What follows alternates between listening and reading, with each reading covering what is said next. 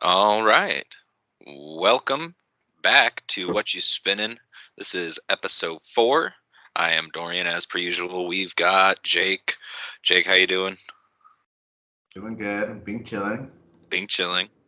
George, welcome back. How are you doing, my friend? What's up? I'm doing good. Glad to be back. Another episode, another day. Hell yeah. Alrighty.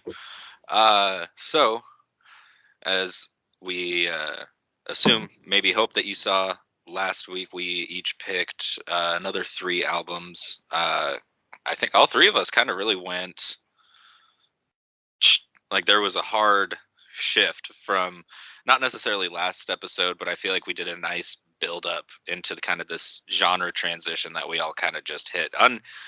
Like obviously unknowingly to each other. That was actually pretty cool. I was thinking about that this morning as I gave everything another listen through.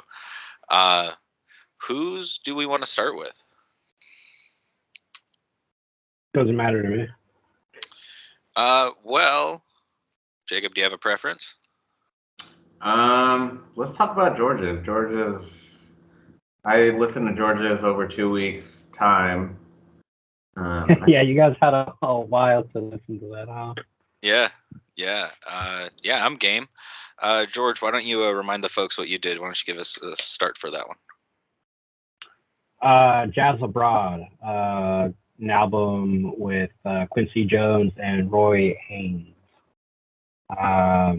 Super cool album. Like you said, it was definitely different from like. I feel like we're quickly exploring different like genres, which is cool. But I kind of feel like this is an album that I've listened to, but I've never really dove really deep into it. And really, like I knew about Quincy Jones, but I didn't really dive into like his other stuff. And then especially Roy Haynes, like he was completely like new to me. So I kind of feel like this is like I'm learning about this album like with you guys as well. But yeah, I really enjoy this album. Like I remember one time when I was biking home during the fall, it was like a clear day, and you know when your like mind is like cluttered and you might be listening to something but you're kind of not listening to it. I remember like riding my bike and I probably had like a resting bitch face. I was just like, like whatever. And Pogo Stick came on, and it like I probably looked like a weirdo on the street because like I was riding my bike, and as soon as it came on, and like when I heard that, I was just kind of like I snapped out of all my inner thoughts, and I was kind of like, and I looked around and I absorbed everything that was around me, which it was fall. Yeah. The sun was coming down, and there was just like a golden glow over everything. And Damn. the song was playing, and everybody on the street looked happy. There was like leaves everywhere, and I'm like, and I just had like a smile for like 15 minutes on my way home. But I think it's just like the whole live instrumentation thing. Like you feel like a lot of emotion to that, and I feel like that's what that album does. And I'm actually really excited to dive into Roy Haynes' stuff, like all the older stuff, because he's worked with other artists that I didn't even know that he worked with, like Stan Getz is another artist that I'm sure you guys know the song. What's it called? It's like something, the girl from Ipanina or something like that. I'm sure you guys know this song if you heard it. But he has a song or a couple songs with him, and it's just like super crazy. I heard one song called I wrote it down, Jive Hoot, and his like solo is so crazy. Like he gets really fast on the drums, and he sounds like this other drummer called JD Beck. I'll link it to you guys later, but it's just this album is something that I definitely like listening to like at night if I'm like making food or something. I'll grab a drink, take my time, and just play this song and just kind of like ease up. It's a really good wind down album, except for like Pogo Stick. I feel like that one really gets me like kind of pumped up.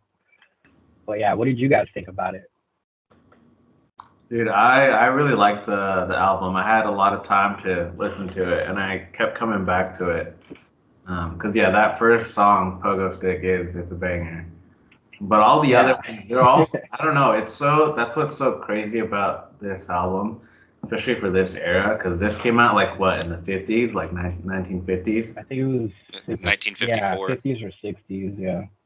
Yeah, this was like in a time that when this came out that it was like so big, especially because in jazz music it happens a lot. It's in every genre, but in jazz music specifically, you'll see where like two artists come together and they like collab and they do like a crazy thing, especially in jazz. In a time where like Miles Davis, Pete LaRocca, Duke Ellington, like they were all like prominently up and coming jazz artists in the 50s and 60s, like that Quincy Jones and that they like did this album together. Like it was such a good album, and it was, I think, huge for jazz too at the time. Like it really paved the way for jazz music and like that collaborative album of like two jazz artists coming together. And I think, yeah, it was great. I loved like there's a lot of songs on it. They're all like very jazzy, but they're all very different. Like if you listen to one after another, Yeah. they're not like the same. Like they have their moments where it's like a lot more trumpet and then it's a lot more snare and drum, and like it has times and like different parts of the songs that it's like much different than the previous one. So that's what I enjoyed about it. But yeah, there's a lot of good songs on this album. A lot of good songs. Yeah, like I forgot to bring that up. Yeah, all these different jazz artists like came together, and I feel like it was an explosion at that era. That like, because you had Miles Davis, like you said, Quincy Jones played with Miles Davis and looked up to Miles Davis so much. Johnny Coltrane did too, and they both played together with Miles Davis, and you could see these performances on YouTube. It's crazy. Yeah. And I read earlier that I guess Quincy Jones, his childhood friend, was Ray Charles, which is like, that's crazy, right? So I feel like having all this talent like around each other and just being good friends, and I guess also the era that they grew up in, like it was different, right? So yeah, they just all played together, and it was just an explosion of music. And like you said, each song sounds like different. Like I take Pogo Stick, and that's a really lively like song. But the other song that I liked, Gone Again, when I listen to that song, like it reminds me of like New York City at night and it's snowing, because it's such a slow pace, like dreamy type like song, and you listen to that and I like immediately imagine that like scenario. Dude, yeah, I had heard Pogo Stick on this album, but not the full thing. So going back to listening to it, I listened to the album like 2 or 3 times. Really liked Lisa. That song. Lisa's I think good, that's yeah. where I could tell the difference, that it's like back and forth, that at times it's like very snarey, very drummy, and then it's like very jazzy, and you hear like all the trumpets and everything going off. Jones Bones is good. I like Little Leona. Also, I love Little Leona.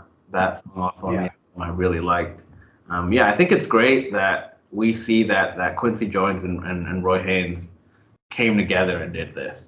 Because even if you think about like that era in the 50s, like late 50s, early 50s in America, like just in that time frame where like segregation is like still kind of a thing, and it's like impact that it would have had like just on the community in general and the Black community at the time, I think it can't be understated, like how important it was. Yeah. Hip hop wasn't really a thing, and in this, No. people weren't making like rap albums. People weren't really making like rock albums as much. Not Black people, at least. It was more kind of like normalized, like everybody else in America.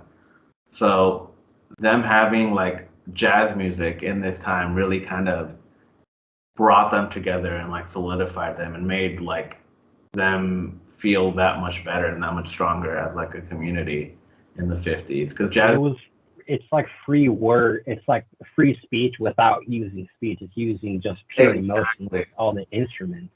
Yeah, exactly. Yeah, I see what you're saying. Dude, imagine how crazy those recording sessions were. Yeah, exactly. Like, they're probably pretty lit. They're probably pretty tight. All the I was looking at like videos and like interviews and stuff that they'd have, and that they say that the shows that they have for like the jazz shows at that time were electric. Like they were like something like you had no idea. Like they'd do show after show every night, and like the atmosphere was just insane. So yeah, I think that in this time that it was coming out in the 50s in America, I think it really was a big boost, and it really did bring everybody together in the communities. Hell yeah, dude. It definitely did. And you see it now, right? I mean, look how far that has come, you know? So much so that, I mean, even jazz is now implemented in rap. Like, I mean, I feel like it kind of, well, it didn't necessarily die down. I mean, there's different artists, like producers that kind of are influenced by it, but it's something that came such a long way, and it's still being made now. I mean, even like European artists who do like get like a drum machine, but like put in all these instruments and put it together, and it sounds jazzy, but it's not live instrumentation like it was before, but like pieces and recordings of it, but still together, it's still jazz inspired. You know, it is a different form of jazz now, but like, yeah, it's wild. Oh, yeah. Yeah, I'm kind of in the same boat as Jacob. With, you know, I felt like I got a little bit more time to fully wrap my head around this album and the piece of work, and I'm really big into like backstories and stuff about musicians in general, and you know, the album. This came out in 1954, and it was actually Quincy Jones's like first. When you look up his discography, it's the first thing is this, and at this point, they both Quincy Jones is like still performing, I guess, and he's been doing it for 80 years at this point, and or playing his instrument for 80 years. He's like 87 years old, and then Roy Haynes is like 93, and he's been playing drums since he was like that, like again, like 90 years ago. Like it's insane that like 40s around there. Yeah, like the fact, like, yeah, you guys mentioned like this was a big album for the time. I feel like, you know, it really spawned a lot, and the fact that it was very early in both of their careers, at least as far as what I know, is insanity. And I love the fact that it's got this like double album kind of feel to it, because it's like side one is like led by Quincy Jones, like Roy Haynes isn't really drumming on it, and then the second part, it is Roy Haynes and he is drumming. You can tell the difference. Like I was listening to it this morning, and I was like, I heard it and I was like, oh, this must be the Roy Haynes side, because it has it's very much percussion driven, and Homeboy on the bass is just walking up and down the thing, which is just I think the song was what is it? I've got it right here. Jones's Bones. That's a good one. That's got a crazy drum break in it. What was that? Said Jacob mentioned that one too. Yeah, there's a crazy little drum break at the end there, and then shoot, what was the other one? That was a really good one, and then I really liked Little Leona. That one was really tight too. I think that's the one. Yeah, that was one where he's just, the bassist is just walking up and down the thing, just and then like these jazz beats are not easy to play. Like it's a very defined kind of, you know, way to play in a crazy beat. And I love that, you know, you kind of mentioned it, George. Everything sounds different on this album, but at the same time, it's insane how much, like, this album is very cohesive. Like it's all very well put together. Like everything does kind of have this general feel to it, but when you listen to it, below, you know, everything is kind of happening differently. There's a couple songs on it that are pretty intense in the middle of it, and then it smooths out, and you're like, oh my, like it's a trip listening to it from cover to cover. But yeah, I loved this I album. think what it is that like it has this, I hate using the word like vibe, but it has a specific vibe. But what separates all these songs that sound different is how personal they feel. And you could tell also by the name of each song too. Yeah. Like Jones Bones, Lisa, you know, like, and then Gone Again, which is I think that's the last song. Correct me if I might have to fact check that, but it is. It's a really slow. It's the second to last. Second to last.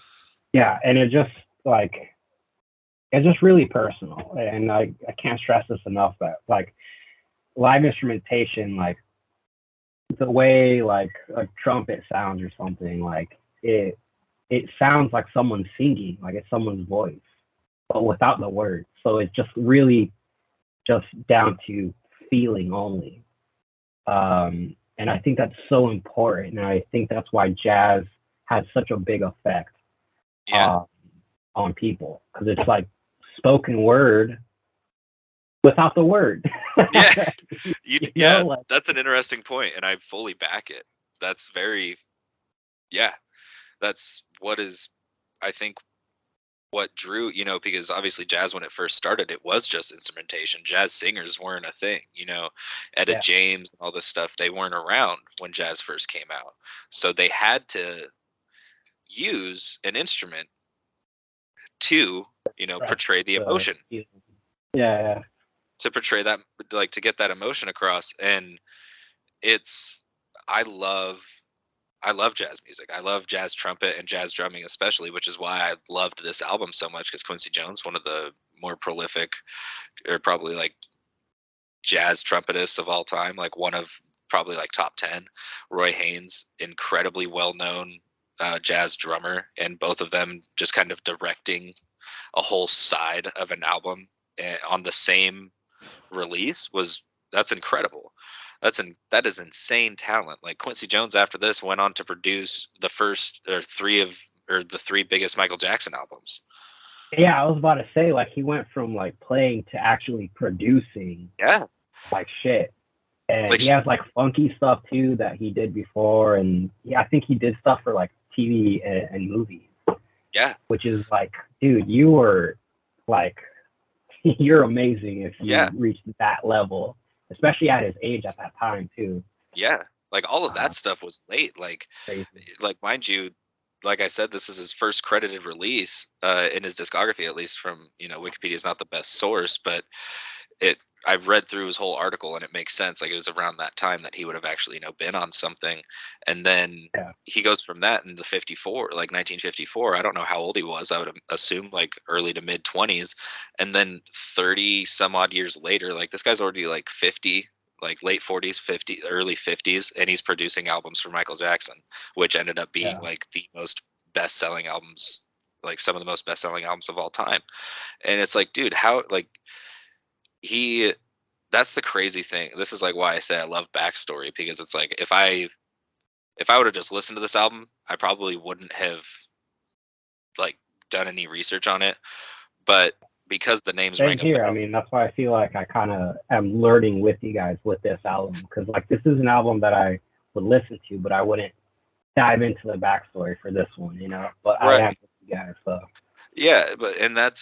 But when I heard the names, I was like, all right, this sounds familiar, or like those names ring a bell, you know? And so I was like, let me look into them. And I was like, oh, that's where I know Quincy Jones from, because he produced the Michael Jackson albums. It's like, I had no idea he had been around that long. And then I remember when I was in high school doing like band and drumming and stuff, I had to learn a couple jazz pieces, and Roy Haynes was a name that came up pretty frequently. And pogo stick was actually like an example. I went to a couple drum clinics in high school, and this one that we went to was really cool. It had a dude, he had just a microphone and was standing, it was like sitting at the drum set, and he would like give like a spiel and talk about stuff, and then he would like play a standard, and he had a bassist with him and stuff. It was really cool. And he played played pogo stick. Like, And so when I heard that song, I was like, oh, what the hell? I was like, I haven't heard this song since I was like 16 years old. I was like, but I remember that from that drum clinic, and then so it made listening to it a lot cooler to me. It was very, yeah, just a little wild. nostalgic there. Yeah. And then rereading on everything this morning, I was like, oh my God, like, how did this happen? Like, two of the best, like, respective people in their instrument in jazz music ending up on an album so early on, too. so early. But yeah, that's fantastic pick, George, for real. And I'm glad like we mentioned in the last episode, I was like, man, I really want to talk about this, but it's almost better that I had another week to listen to it to get more appreciation and really listen and understand what was going on, because there's for such a short track list, there is a lot going on in it. Yeah, I mean, like Quincy Jones, like his work is just amazing. Like, I mean, his effect that he had on like rap too. Now, like there's artists like Dr. Dre and like Kendrick that are just like, they love Quincy Jones, and you could definitely tell the inspiration with Kendrick was To Pimp a Butterfly from Quincy, you know. And then I think like our generation, maybe not so much the younger generation after us, but I think we all subconsciously have an appreciation for jazz, whether or not we dive into it or not, because we grew up with cartoons that were very instrumental, like Tom and Jerry, for example. Like, dude, that, like, no lyric. Well, I mean, there's a couple episodes that had lyrics, but it was just all like reacting with live instrumentation. Yeah. And it was very jazzy all the time. And I feel like we kind of just soaked that up without even really thinking, you know? Yeah, yeah. And I think that's why we all just kind of appreciate jazz as a collective. Yeah, I think we just have a respect for jazz. I think everybody has respect for jazz, you know? Yeah, yeah. That's pretty much my final thoughts on it. But. Jacob, any last words? Yeah, I feel like jazz is kind of that like acquired taste. Like you can't really not. I have met people that don't listen to jazz, and there is a couple people that don't listen to jazz. But I feel like if you do like jazz, this is one of those albums and one of those artists that is like classic, and it's like something that is so like such a staple to jazz that like you have to just give respect. So this album, yeah, fantastic pick. I loved it. 2 weeks, got to enjoy every week of it. Like it was solid pick. It was good. Last thing I gotta say, the album cover art for the person. I don't know who the person was who took that photo, but dude, that's such a cool photo. Cool. It Jazz is. Abroad, and there's a suitcase with all the flags. Like, dude, and it's all instrument cases actually. They're all instrument cases. Like it's like the drum set, there's a trombone, and then it's. Man, yeah, exactly. I was gonna bring that. I forgot to bring that up, George. I was looking at it. I almost forgot it too. I was like, damn, that's an awesome photo. But yeah, good stuff. Whose do we want to do next? And then we'll take a quick little break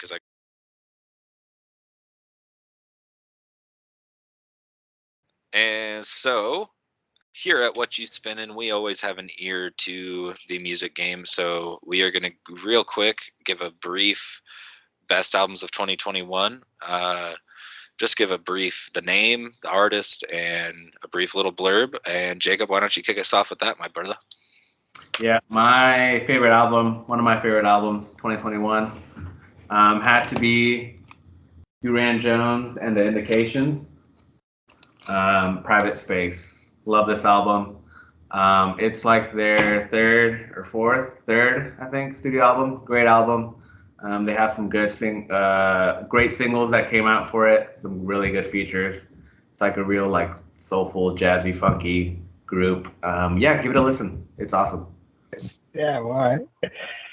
Hell yeah, George. What about you? Magic by Nas. He released this towards the end of the 2021.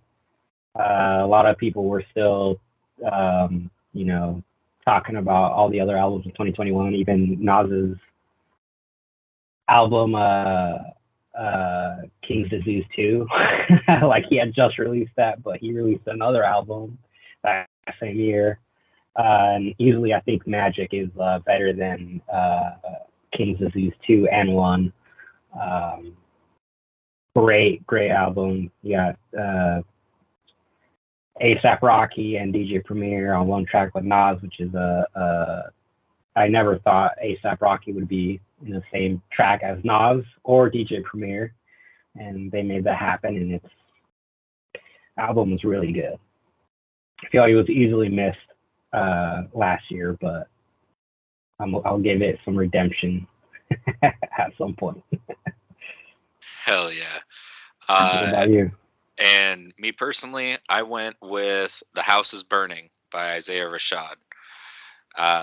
Go. The three of us actually went to a concert on that tour. It was my second time seeing him in concert. That was actually where I met George, and the first time I hung out with Jake outside of work.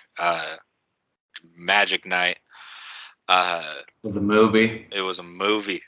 It was a fucking movie. But anywho, I love Isaiah Rashad. I've loved everything he's put out, and House is Burning might actually be my favorite album of his. Me and Jake are waiting with bated breath for physicals for us to come in. We ordered vinyl of the album, and I might have to actually fist fight Jacob to see which one of us gets to talk about the album as soon as those physical copies come in, because I have so much I could say about that album. But there's some other bangers that came out in 2021 that we didn't mention that I know will come up. Boldy. Yeah. Anywho, those are our picks for 2021. Alrighty, welcome back to Whatchu Spinnin, episode 4. We are now going to jump into Jacob's pick. What do you got for us, pal? My pick. Last week. Buena Vista Social Club. Yes, sir. Self-titled album that released in 97, I want to say. 1997. It's more than anything a collective band.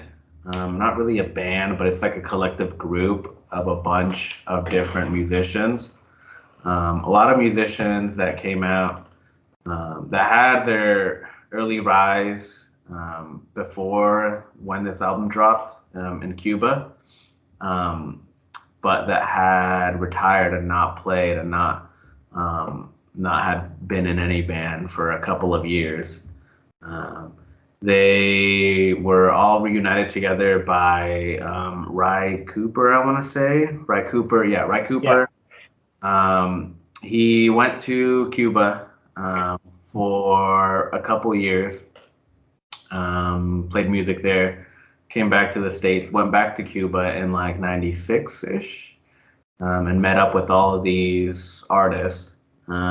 Ibrahim Ferrer, Compay Segundo, Eliades Ochoa, and Ruben Gonzalez, and a bunch of different other small artists. And he collectively brought them all together, and they formed this group, the Buena Vista Social Club. They started recording. They put out an album, their only album, and it really was a huge commercial success. Not only in Cuba but all over the world, and especially in the United States. It was a massive hit. Everybody loved it. It won a couple Grammys. They had a documentary on it. The documentary won some awards. It was a huge success. And it really is interesting, just the backstory of this group. And there's a lot to say, but have at it, boys. What do you guys think? Dorian? Oh, okay. I'll go first. Yeah. I absolutely love this album. Honestly, I think I've already added both of your guys' albums for this week to my want list for Discogs, because I'm trying to snag this. I'm trying to snag this on vinyl, dude, because they're so good. Buena Vista Social Club.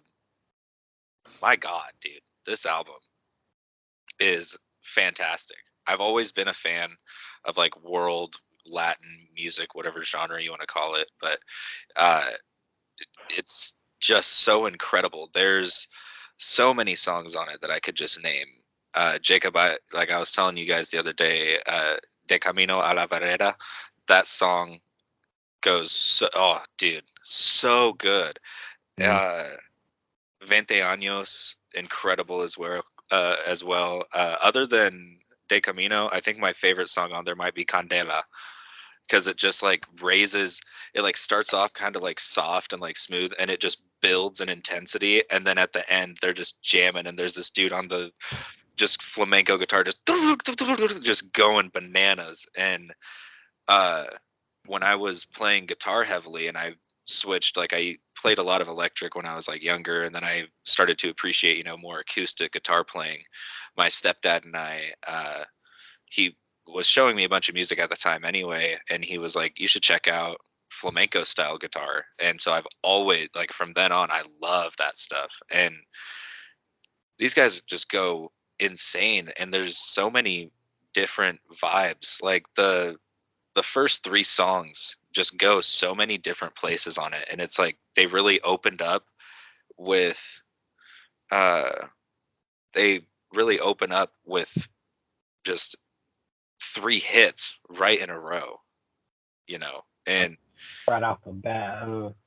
yeah, like you go from Chan Chan, which is kind of like, very catchy, vibey, and then De Camino is kind of the same thing, but it's a little more, it goes more places. Like there's a little bit more to it. It's not just, kind of the same thing. And then El Corto de Tula, that's like a salsa. Like I want to just get up and Yeah. Yeah, it's a dance track for sure. like, yeah. like it's El cuarto de Tula. Yeah. yeah. And it's like just listening to those the first two songs kind of sound similar, and then it's just bang, we can actually do it all. And I'm like, oh my God, I was geeking out when that trumpet kicks in on De Camino. I lost my mind. I was driving to work on Thursday, and that came on, and I was like, oh, that trumpet. I was like, that trumpet is nasty. I was like stank face listening to a trumpet. It's that good. And it's just like that. That's when it hit. Yeah, throughout the whole album, it's like that.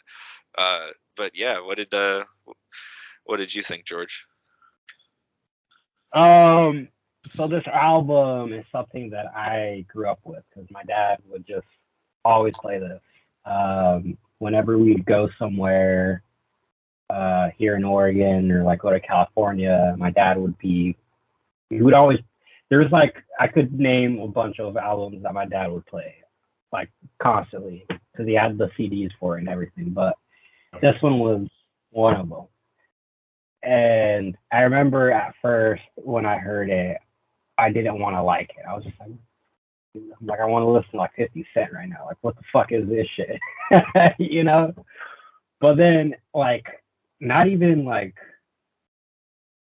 I want to say like 2-3 years after, when my dad would play it, I'd be like, subconsciously, I'd be like, oh yeah, I'm like, hell yeah, Chan Chan is playing. That's what's up.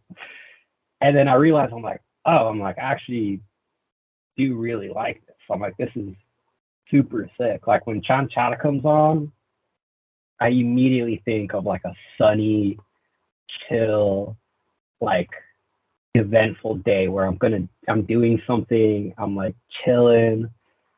Like it almost feels like that song is like I'm on vacation type of deal.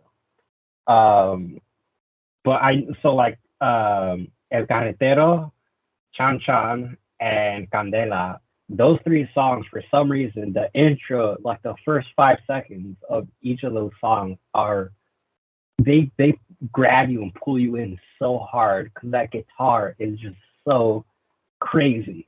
Yeah. It's so catchy. It's so good. It pulls you in, and then you hear the horns, the drums, the bass, and then Ibrahim Ferrer, when he starts singing, it's like, oh, dude, forget about it. Like, this is amazing. And so, like, even though this came out in 1997, like their style really was like early 50s Cuban music. So another artist that my parents would play would be Benny Moret, which is an artist that came out in 1950 in Cuba. And I'll link it to you guys later, but when you guys listen to this guy, Benny Moret, you right away see the similarities in between him and this group that were literally decades later. But like everybody in that group grew up listening to people like Benny Moret, so it was just kind of like a domino effect. And then later, thanks to what was his name? I watched the documentary, Jacob, but I forget the dude's name that went down to Cuba. Right, Cooter. Yeah, right, Cooter. So him, and then I think he was his son or someone else too that was with him, but they mentioned it on that documentary, which I watched a while ago. I haven't watched it recently, but I need to watch it again. It's a good documentary. It's on YouTube. But like, yeah, as soon as like these two people like found them and like put them all together in the recording room, like they literally just like set up a mic and they were singing into it, and then everything in the background, everybody playing, was recorded through that one mic. And like that's how they recorded that album. And that's why it sounds kind of like, it almost sounds like live music. Like if you go back and listen to their live version of this album, it almost sounds identical because they recorded in a room that, you know, on one mic, and then you listen to the live one and you're like, oh, a little bit more spacious, but that's sounds almost the same. But like when these two people like found them and it was basically like an overnight success. Yeah. Type of, so much so that even they were allowed to leave Cuba and go tour the world, and they played in Carnegie Hall in New York, which is so that. If I would and play there, I would have cried. Honestly, I think I would have cried, dude, because it's just like their music is so impactful and like you said, Dorian, like it. You could feel like you didn't even know the words, and you could feel it. Yeah. You could feel like how like what they're so El Cuarto de Tula is a dance song. Like they're just kind of like talking about dancing and you got that right away. And Chan Chan is kind of like a love song, but it's kind of like a cool love song, you know? Yeah. And yeah, they pull it together. Like I think some of these songs like Chan Chan maybe and like El Carretero is something I'd probably play like at a kickback barbecue session, but I mean I probably wouldn't listen to like Dos Gardenias or something. That's more of like a love song. But yeah, like they're very, since they're like old school and like it was a group of people who are old, they had such a romantic way of displaying like their music and everything and their lyrics and everything. Like it was very extremely romantic. And you know, if you guys watch that you've watched it probably, right, Jacob? Yeah. So if you watch it, Dorian, like you see these people, and like even in the documentary, like they're smoking straight up big ass Cuban cigars, dude, and they're just lounging, dude, like they're chilling, big chilling. And I see it in their music too, because it's not even, it's all just like good vibes. Like it's like they're happy, or they're singing like a love song about how much they care about someone. And I could really see them as a group touring and just having no problems with each other and just chilling the whole time.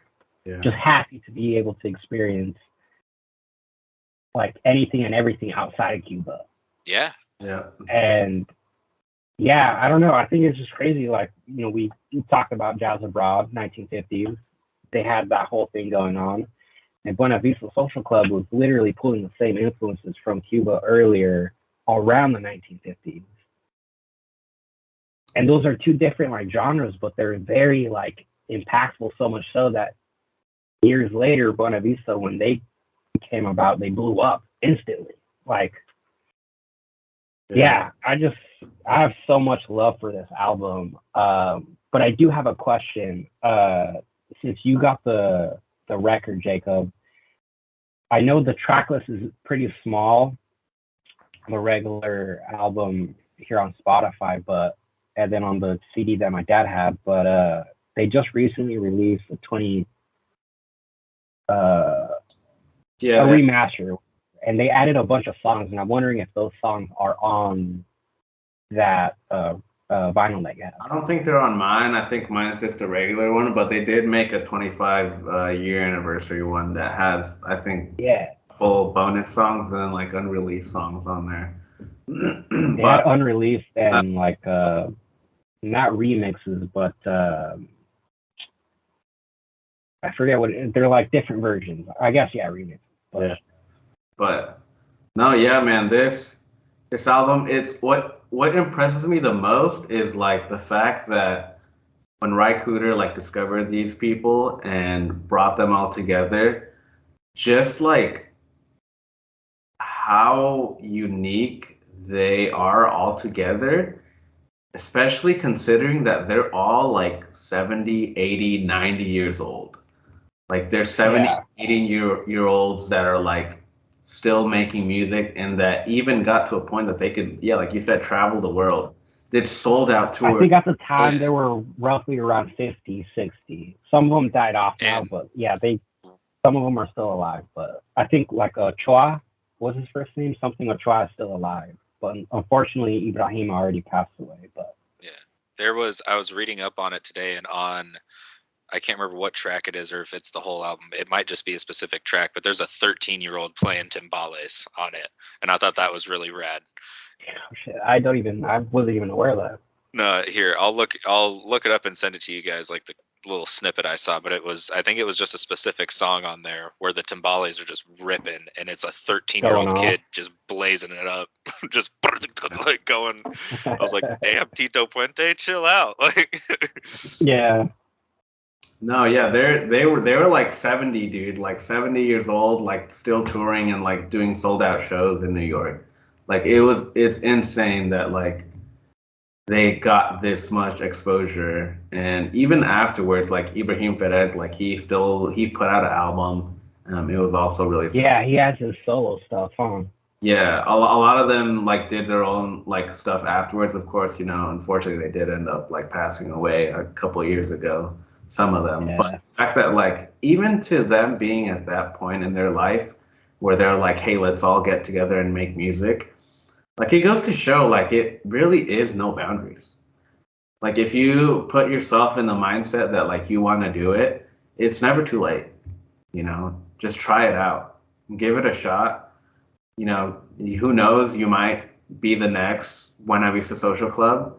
It may be like one of the best things that like comes up in the last couple decades, because this really put it, especially in like North America and US, it really like put spotlight on like Spanish and Latin music.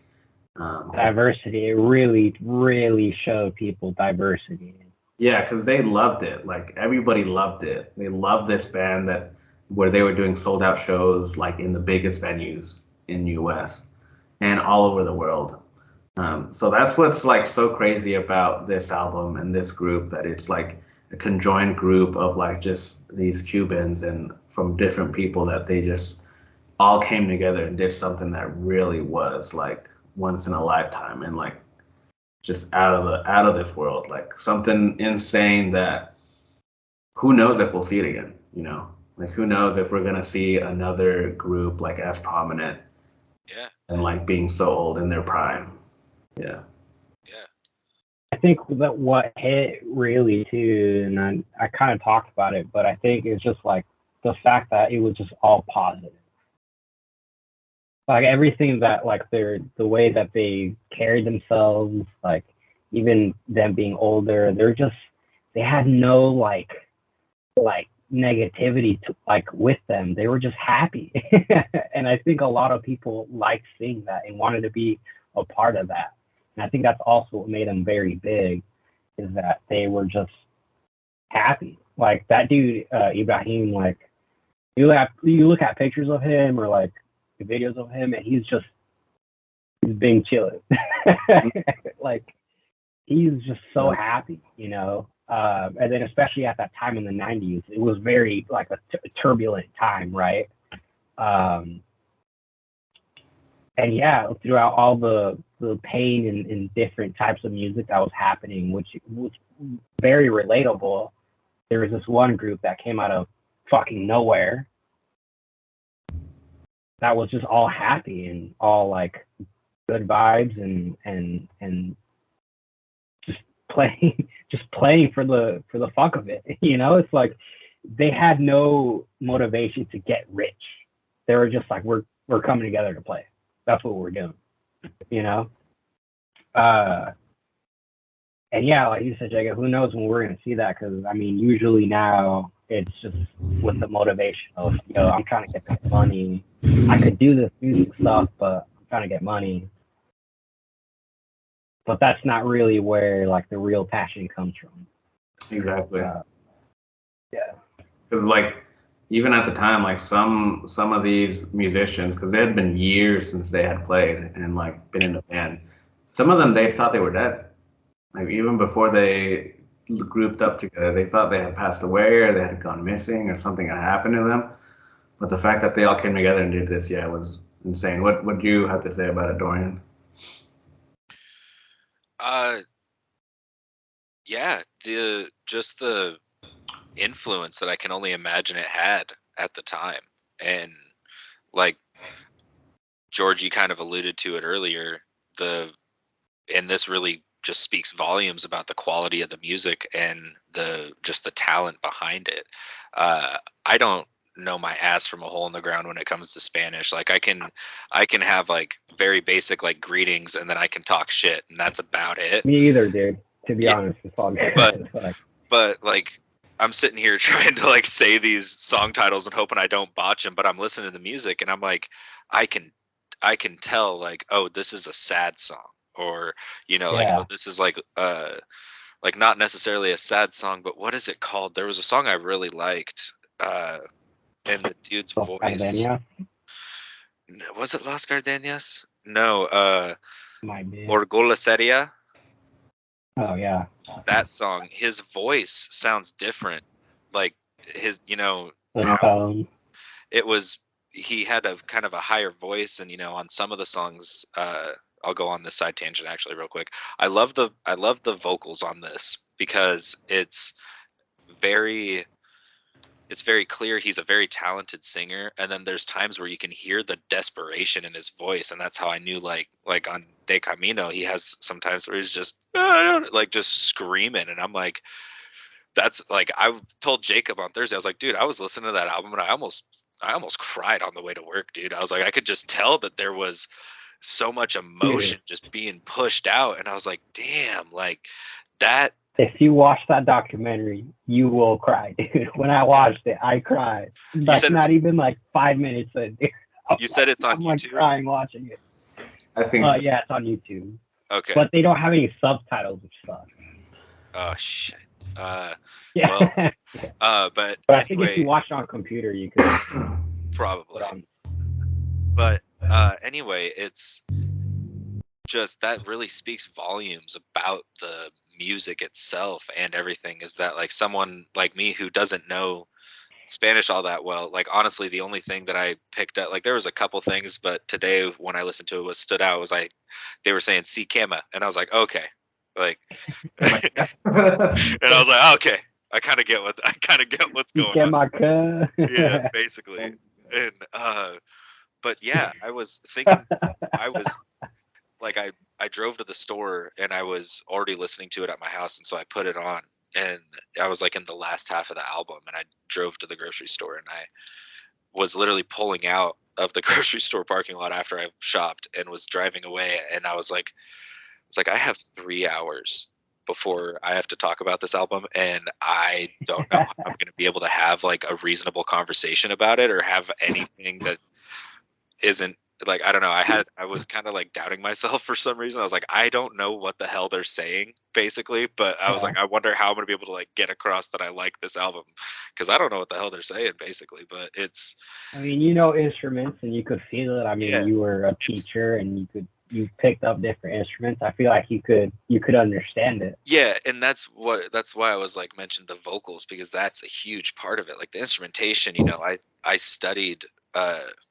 I did like a whole essay on Tito Puente.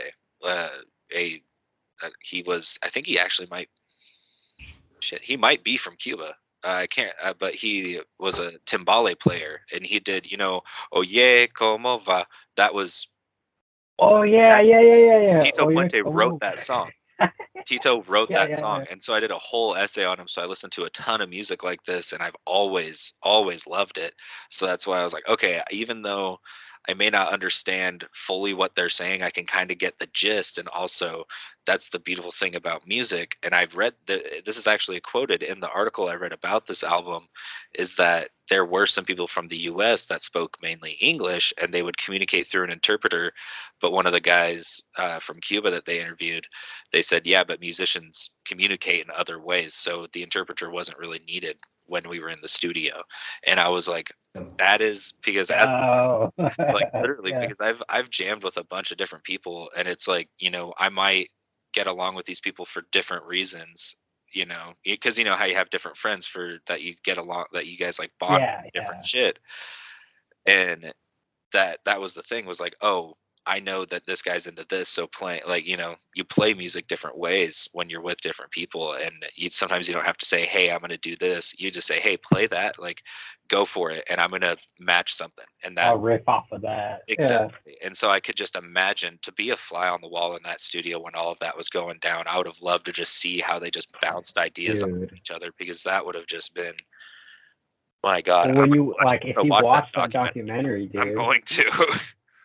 like, well, they showed the studio that. So the guy, I forget the dude's name. God, but when the dude went over there to go, like get all these, like round up all these like musicians, there was a guy with them, and he filmed everything. And he has footage, and it's shown in this documentary of them literally recording the album in this little room. Well, it wasn't that little; it was actually kind of big, but he has footage of them literally making history, and it's so mind blowing. And one of the songs, I checked out, didn't make the cut for Buena Vista Social Club album, which upset me a lot. But what's it called? I think it's Silencio. It made their live album, but it didn't make the actual album or the 25th anniversary album. It's called Silencio, and it has another vocalist that also like sang for them. Forget her name, but in the documentary, and this is the last thing I want to say about this, because I could keep ranting about this forever. But in the documentary, they have two mics set literally like a foot from each other, and it's her and Ibrahim looking each other in the eye and singing to each other while the band is in the back playing. And dude, oh my god, dude, it's so emotional, dude. You watch that and you're like, damn, dude. And like there is a couple of parts where like he's singing to her, and she like nods, and like she starts singing, and he's like listening to her and like looking at her in a very deep way, where it wasn't even acting, like it was like Yeah. real, like I'm listening to what you're saying, and then let me sing to you after. And like he's just listening, and he's like, and then he starts singing, and it's like, it's amazing. Like that's like a way of recording that I haven't heard of other people doing that ever, and like that's really like special. Like Yeah. I'm almost No. speechless. No. That. Yeah. For real, dude. That's. Holy crap! Like Jesus, I want to watch this documentary like right now. Like, you guys are selling it Dude, so like, well. Like, that that sounds part is probably incredible. like, I remember it was probably like within the 30 minutes. I Okay. have to watch. It's pretty close. It's cool. I like that documentary. How like you could see them like walking around in Cuba, and they're like walking on the streets, like Ibrahim Ferrer, Yeah. and they're like still singing in the street, and like the locals, they're also singing along like to the song, like they know what song they're singing. Like Oh yeah. it's really cool. It's a cool documentary. I definitely look into it if you haven't. It's just the energy that you get off of it. Um, it's pretty special. It really is Was special. it one of them like without saying anything, just singing a song, and he like went up to people, and then they would start singing along too? Mm-hmm. Yeah, dude. That documentary is crazy, dude. That's wild. All right. Shall we take I want another to talk break? about Tool, bro. So yeah, Buena Vista Social Club, banger of an album. But let's talk about Dorian's album. I know Dorian's album. I had some time to sit with me. Also, it sat with me pretty good, and it brought me back to the rock days. The rock days. So, what you got, Dorian? All right. So I picked Aenima by Tool. Kind of, I mean, Buena Vista Social Club held a special place in y'all's hearts, and Jazz Abroad for you, George. This is an album that it it it holds a very special place in my heart. I came out, oddly enough, and this, I don't know if you believe in like weird coincidences and shit like that. This album came out a month to the day before I was born. Uh, and Oh shoot. yeah, and so it came out September 17th, 96. It was their second full album, their first one with their new bassist Justin Chancellor, who has been with the band since. Uh, it has a lot of Bill Hicks, the comedian, has a lot of homages to him and references. Uh, there is so much that I do have to say about it. Just trying to figure out how to get there organically. But Jacob, what did you think about it? I'll try to fit in I'll go on my tangent here in a minute. Yeah, no, I like this. I really like this. I feel like this is one of those albums and one of those artists that we talked about this before, Dorian, that it's like it's one of those like artists that you have to respect, especially for the album. Like you have to give homage to it. Like this is one of those Tool albums that it like stood the test of time, and it's like a classic at this point, like a classic rock album. I used to listen to a lot of rock. I still do, don't get me wrong, but I used to listen to it a lot more. And Tool, this album a lot. I listened to this album. I listened to a lot of Lateralis. Um, Great album also. So yeah, this album it brought me back to those days. Like I was like, oh man, like listen to a lot of like Coheed and Cambria those days, the Under Oath days. Like it brought me back to that special place where like rock music. I was like, I have a profound respect for rock music. Um, and I was listening to this album a lot when I was like working out. Because when I'm working out, that's when I listen to kind of a lot of different stuff. I listen to a lot of instrumentals. Yeah. Like that. And a lot There of was just to tie into that real quick, sorry to interject, but you mentioned working out. My freshman year of high school football, there was a senior on the football team who I like worked at the restaurant I worked at with, and he was a huge Tool fan, and the seniors got to control the music. So we would be warming up to fucking there would be three different songs off this album. There would be like a bunch of Lateralis and then like Pantera, but it was like very Tool heavy, and I was just sitting there as a freshman like jamming out with the seniors and stuff. And then when my sophomore year came around, I knew the guy that was like running the music, and I was like, hey, can you throw on like a Tool song or two for me? And he was like, hell yeah. So yeah, no, I agree, but anyway, continue on. Yeah, no, I think that's fucking sick, dude, that you got exposed to it like so early. because me too. Like around that era when I was like younger, I'd listen to rock music, and a lot of songs on this album, bangers, dude. Like Stinkfist, the first song on this album, I love that song.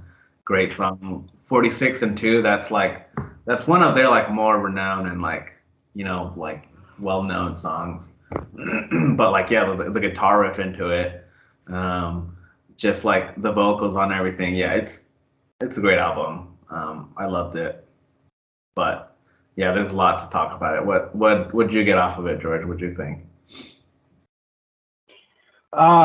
So the like like rock for me was just really the stuff that I heard on the radio. My older, like most of the music that I get is from my brother Jared, and Jared was definitely like into rock, but I didn't really like dive into it as much. Like I didn't really care. Like I cared more about like rap or whatever. But whenever he wasn't playing anything, and my brother Ariel was like listening to the radio station and going to school, like Nirvana or something would play, and then I'd be in the back seat like, I like this song. like and Tool, like I don't know much about Tool at all, to be honest. Like I'm sure there's songs that played on the radio that I've heard that I know, but that don't know the name. It's kind of like in passing type of thing. But when I listen to this album, and correct me if I'm wrong, I'm sure you might want to like throw your phone at me or something when I say this, but his voice kind of reminds me of like Incubus for some reason, a little bit. But yeah, this album is like, it is long, but it's something you want to like soak in. Like it's not so intense where like I want to like listen to this when I'm biking. But I listened to it last night again, and I was like playing like a racing game, like an arcade racing game, and I was listening to it. And when I first heard like Eulogy, I was like, oh, this is good, But then when that song came on when I was playing video games, it hit way different. I don't know why. It just hit differently. And I was just like, damn, I'm like, all right, this is sick. And then, yeah, 46 and 2. I like that one too. That one's really stood out to me. But I think Eulogy definitely was like that took the cake for me. Like that one was the song that I liked the most. And earlier today, when I was just kind of messing around with my bike, I was listening to Eulogy, and I'm like, this is kind of what I want to play when I'm working on something, like, because it's like, it's chill, but it's also like not dark, but it's kind of like a little aggressive, but it's like chill, it's like a chill, like rock song. And it's like long enough to where you could appreciate the whole like thing, Yeah. And Eulogy specifically is a song that I love. I fucking love that song, and it is mellow at the beginning of it, and I love the vocal filter that they did where it's the megaphone. He does that a lot. Maynard James Keenan, the vocalist for Tool, does that effect a lot on his voice where it sounds like he's talking through like a PA system, and he's like, "You got a lot to say," and then it's like mellow like that, and then by the end of it he's like screaming about, "Get off your fucking cross," and then the guitar solo like just kicks in, and I'm like, dude, this song, like, that's the one thing is like we've talked a lot about acquired taste on this program, and so like we talked about Mad Villain being a more acquired taste. We just talked about Jazz Abroad being a very, jazz in general being an acquired taste. Tool is like that too, because they're so fucking talented, but they have just such long songs. Like the end song on this album, Third Eye, is almost 12 minutes long alone. Yeah. But yeah, Eulogy, I totally agree. It's like it's got it is a kind of a more mellow feel and theme to it for the most part, but then at the end it really just starts kicking ass, and that's yeah, it's such a good song, dude. I really like Eulogy, like that to me. So like what Pogo Stick is for the whole album, like Pogo Stick is like the song that speaks for that album to me, Jazz Rock album. Eulogy to me speaks for the whole album for me, for Tool. Might be different to you, but for me, like I listen to that and I'm like, damn. Like I equate Eulogy from that Tool album to Last Call on Kanye West's College Dropout. It's a long song, but it's like it's like a whole, like they have a song and then he explains shit. Eulogy is almost the same way. And I'm just like, dude, I mean, it's in the name. Like, right. Yeah, I'm definitely, like, I've heard of Tool through, I'm a fan of comedy, and, like, Bobby Lee, he talks about Tool a lot. And I'm like, oh, I should check out Tool. But I never had until you brought this album up. And then, thankfully, you did, because now whenever I'm, like, working on something, I'm definitely going to play Eulogy, 100%. That song is so badass, honestly. It was pretty cool. Like I listen to music, like I said, a lot at the gym, and this song came on, and I was like in between my set, and I was like vibing with it, and I was like, oh shit, this is a good song. And then I look at the title, and it's fucking oh my god, Hooker with a Penis. That's one of their best. I almost picked that song, dude. Dude, that is one of the best songs on the whole album. Yeah, dude, that song is so good. But I'm like in between set, and I put the bass down, and I'm like, dang, what song is this? This song on this album is fucking good. And I see the track, dude. I just like start laughing. I was like, what the fuck, dude? Like, Yeah. What game is this? But it's so good though. That's what I like about an artist like that. They could be like funny, like in their lyrics and like their songs and their like album titles, that like it brings humor to it, like but it's still like seriously, it's a fucking banger, dude. Yeah. And to mention something about that song in particular, that's actually, oddly enough, you both know my girlfriend Isabel. That's her favorite song off of the album. That's her favorite song off of this album, and for good reason. But it's one of those songs where it actually means something. It just has a hilarious title, and at the end of it, Maynard is like just getting into it, and he's like, buy my new record and fuck you, buddy. Like, and that's the end of the song, is he's like just screaming, buy my new record, and then he's like, fuck you, buddy. Like, yeah, it's because it's all about, if you look into it, it's a story about a dude coming up to Tool on tour and saying that they sold out, and it's like, before you point your finger, you should know that I'm the fucking man. Like, like, it's just so, pay your respects, bro. Yeah, it's like, it's such a good song, like, in this album in general. Do you guys have any other points to make real quick before I go tangenting real quick? I did. So I think it's intermission and message to Harry Manback. I thought these were like very short little like songs that were very interesting to me, because they sounded very good, but yeah, they're just like little like in between songs to kind of give you, because it is a long album, and I definitely feel like they purposely placed these songs in at certain points to kind of give you like a break. Like if you're listening to it from front to back, those little like songs are just kind of like, all right, here's a break. Listen to this, you know? And I feel like those stood out to me like really well. But yeah, dude, I definitely, I don't want to say I'm a Tool fan, but I'm definitely going to listen to more of their stuff and dive into it for sure. Oh yeah. And speaking on one of the songs, like to mention something real quick, if you notice, all of these little interlude, like almost instrumental tracks, are right before a long song. Like, for example, Dyer Von Sotten is right before Push It, which is an over 9-minute long song.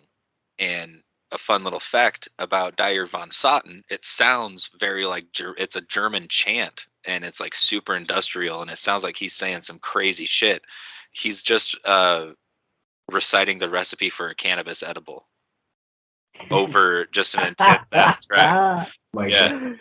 Yeah.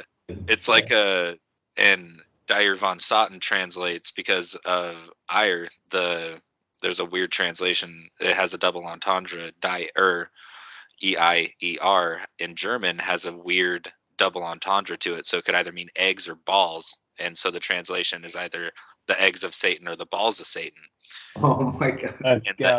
the eggs meaning is that the recipe he's reciting is his mother's brown like cookie recipe that didn't have eggs. And he substituted the eggs with cannabis.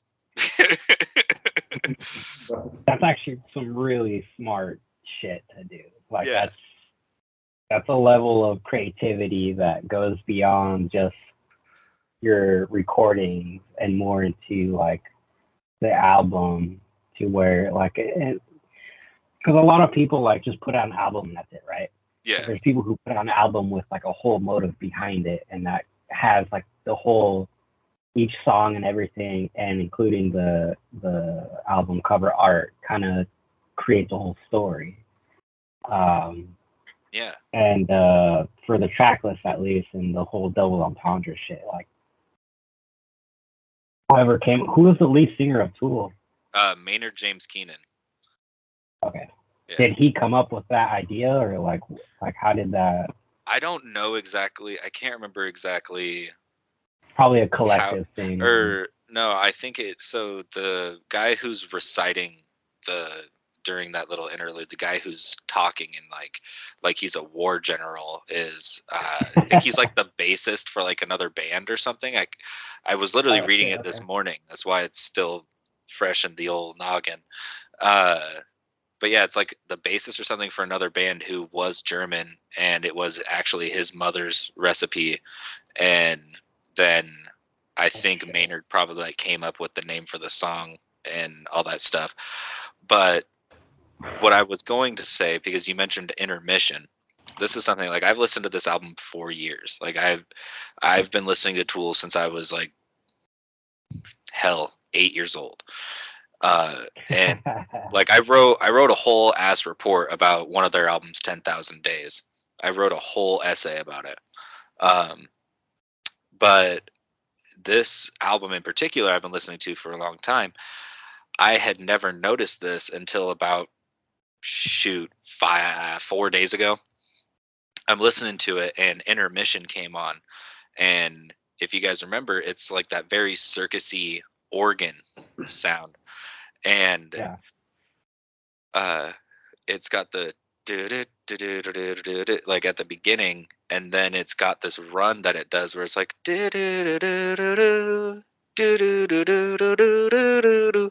and then after it does that, like the second or third time, Jimmy starts, which is right after it, and the song starts out with a do do do do do do, and then Maynard starts singing, and it's the same run, just slowed down, and he's like da, da, da, da, da, da. Like it blew my mind. I was like, holy shit, they're foreshadowing the absolute hell out of Jimmy, because I heard it because Jimmy's one of my favorite songs off of the album. It's easily top 3 for me.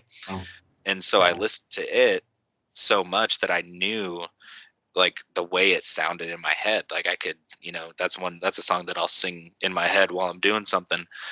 And I noted I was listening to Intermission and actually listening to it, and I was like, what the hell? I was like, shit. We got an shit moment. I did. Yeah. The light bulb went off and everything. I was like, oh my God, like, how did they come up with that? Because it literally foreshadows it. Like if you Like, I suggest, like, after we all log off and everything, just play those 2 songs real quick, and you'll know exactly what I'm talking I about will. now that you know it. It's incredible how they do that. And this album in particular has some of Maynard's best, like, screams on it. Like, on H, he talks about, like, he has a run, he's, like, talking about heading back home, and he just, that last home he hits, he's like, "Oh!" And it's like a 20, almost a 15 to 20-second scream that he's just doing. The dude just unloads. He just has so many good, just deep, like, guttural screams that just add the emotion. And then as he hits some of these, like, long yell screams, the band is just, which is, it's a beautifully written album, beautifully produced, like, like, top to bottom. It's one of my desert island albums for sure. Like, if I'm ever trapped and I only have 3 albums to listen to, this is one of the 3, you know. I And think creatively, like, so there's people who just make like song for song that are very creative, but like when you like there's album and there, like a lot of people will get mad at me for saying this when I call an album a project. But like to me, like when I call an album a project is when all of these songs tie into each other and have like a deeper meaning than just like the face value shit, you know? Like this album, like you're talking about, like everything, like the foreshadowing and everything, like it was all like designed that way for listeners like you who picked up on it.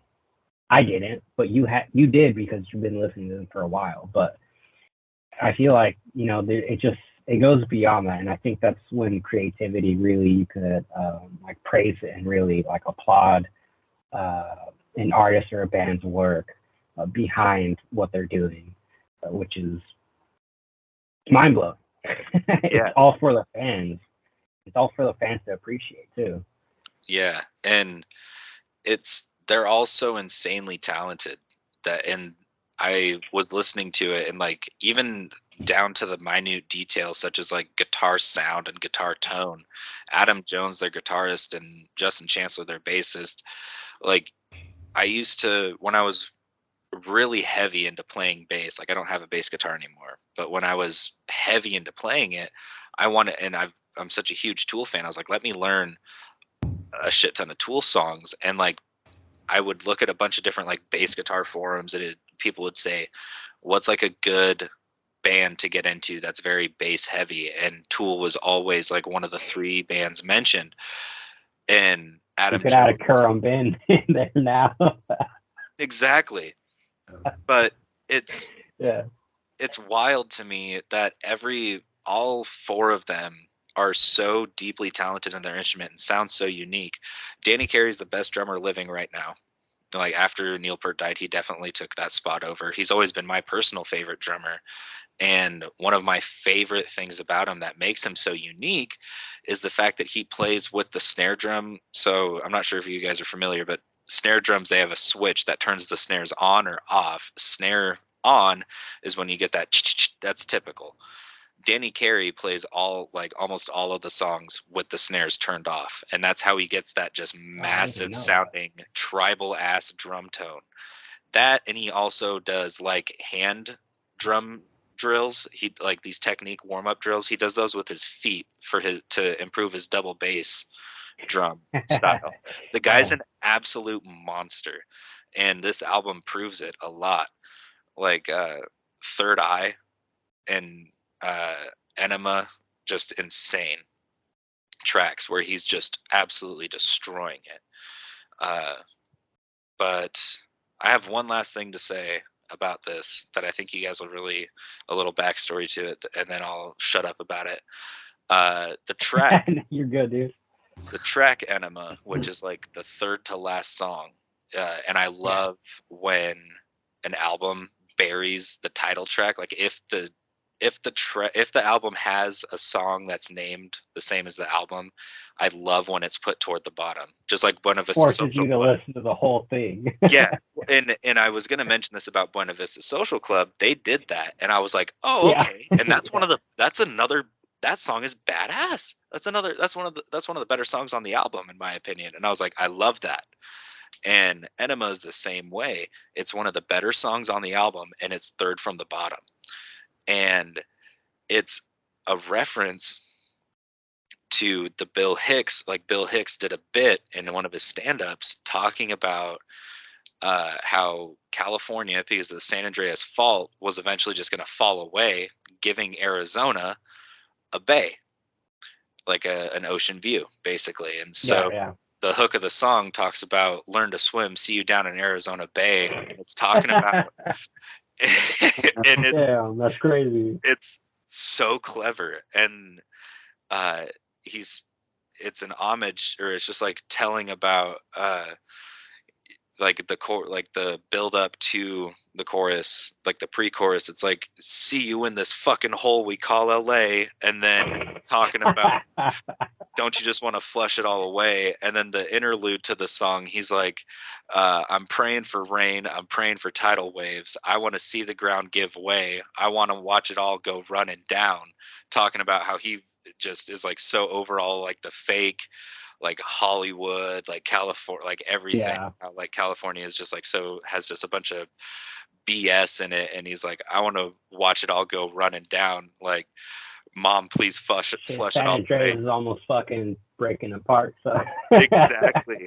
And so it's just so insane that he's just literally the whole song, he's just talking about like just make it fall away, and it's like actually factual, because that's an actual like geological concern, is that San Andreas Fault will make California split away. It's hilariously been a worry for years too. Exactly. Like, it's not even, like, this came it out wasn't even like a throw away, I hate the world. It was like, no, dude, I really wish this part of like the world, like the San Andreas Fault, would like fall apart because fuck Hollywood. Yeah, like, that's funny, dude. And that's what the whole song is, and it's so good. Like, oh my god, I love it. And Third Eye, the last song on the album, it's literally almost 12 minutes long, but it's so incredible.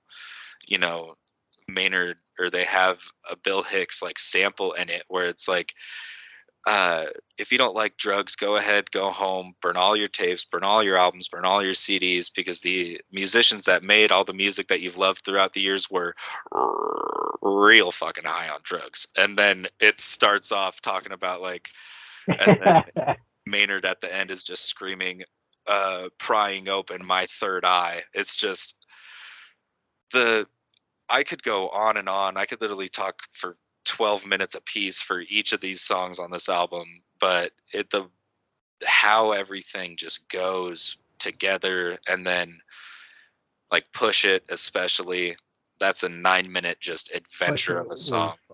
Really, I enjoyed Push It a lot. It takes you for a ride. I enjoyed Push It a lot. I will I'll send you guys a link to a song they did just after this. They did like they released like a side single, like EP called Salival, and there was I don't know if it was like someone on the internet released it, but there's a release they have called Salival, and there's a live version of Push It that's like stripped down. Oh shit. It's like not as intense, and it's like super stripped down, and I get chills just talking about it. I'll send it to you guys. Yeah, like, dude, I'm excited. I want to hear listen, like tonight when it gets dark and you're like chilling out, like just listen to it. I won't be outside smoking, so that's like the best. Yeah, it is incredible that like kind of stripped down version. But yeah, I will go ahead and stop there with Tool as far as I go. You're good. All right, shall we introduce next week's albums? A long ass down. But yeah, all right. George, since you were the first album we talked about, you get to go first, and then Jacob, and then myself. What do you got for us next week, George?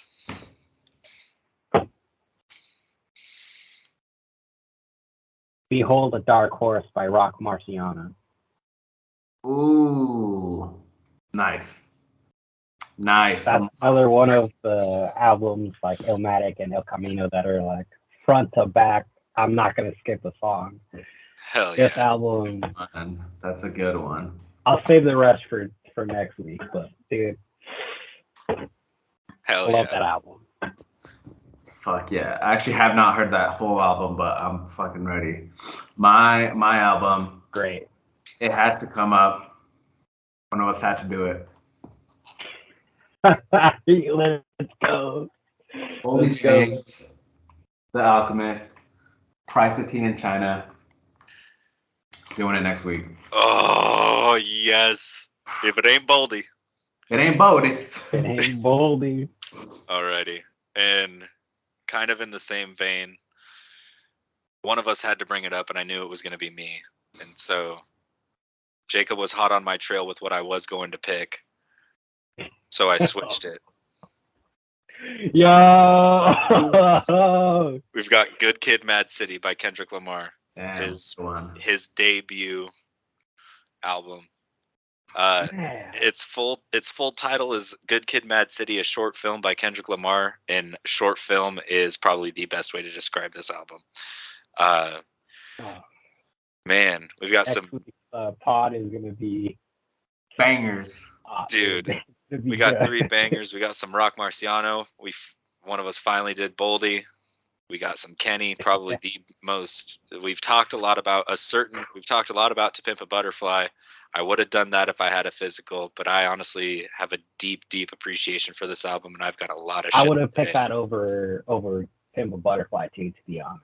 Yeah, I have this, and damn, I have to get T-Pab to complete the 3. Section 80 is really good too. Dude, Yeah, 80, dude. Section 80. But anyways, thank you, George. Thank you, Jacob. This has been episode 4 of Whatchu Spinnin. I'm Dorian, and we will see you next week. See ya. My name is George, Descante Warrior. Nabs, look at Nabs. And then there's Nebula. Alrighty. We will see you next week. All right.